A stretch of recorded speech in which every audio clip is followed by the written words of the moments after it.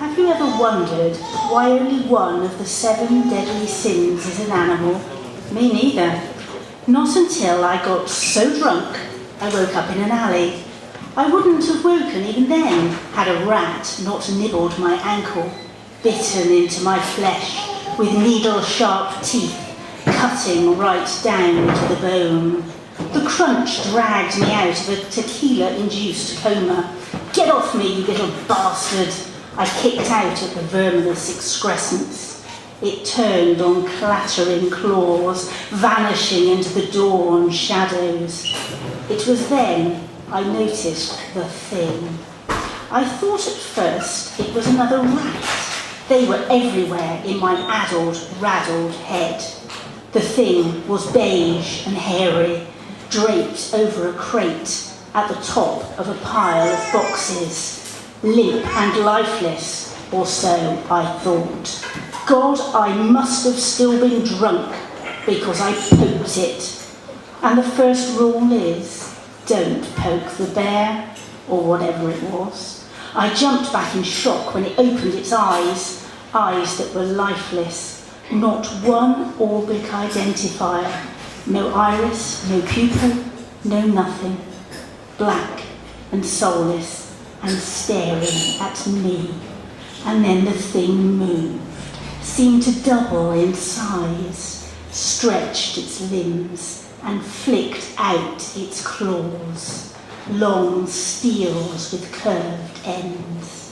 I ran down the alley, footsteps pounding, looking all about for a means of escape. I pulled at a door handle.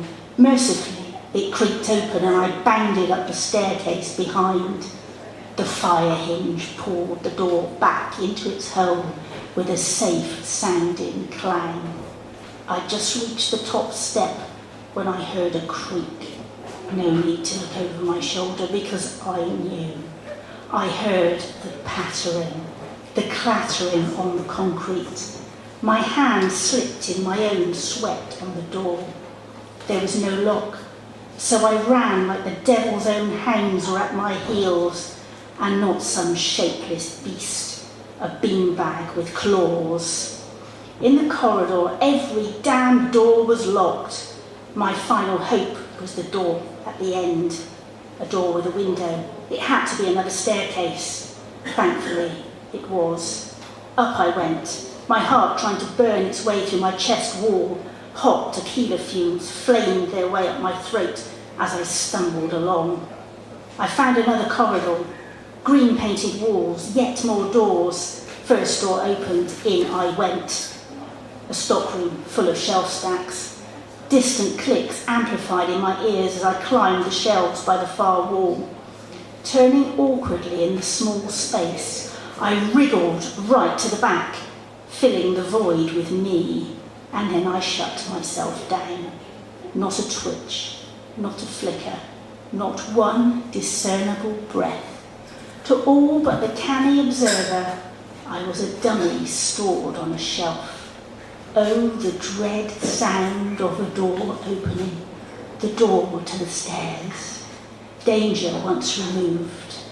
In my mind's eye, I could see those steels curling around the door's edge, pulling it open, the thing slipping through, sniffing for me. I felt the draft from the corridor dry the sweat on my skin. The shelf stack groaned. The metal post tinged and tonged, steels clipped them, tip-tapped them on their way up to me. The thing came over the edge, eyes black and bright, seeming to throb as they latched onto mine. It put its curious head on one side, opened its mouth, and out came a tongue.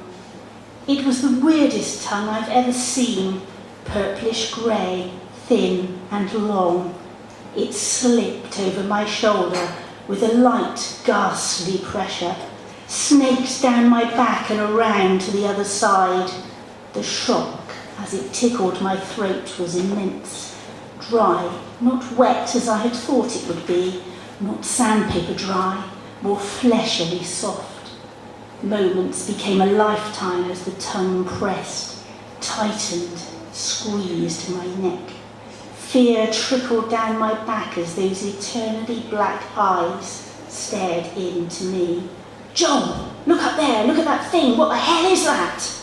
Wrapped in fear, I hadn't realised anyone had come in, and nor had the thing. So intent was it upon me. "God, Mikey, it looks like a sloth. How did that thing get in here?" "I'll get it, Joel, see if I don't."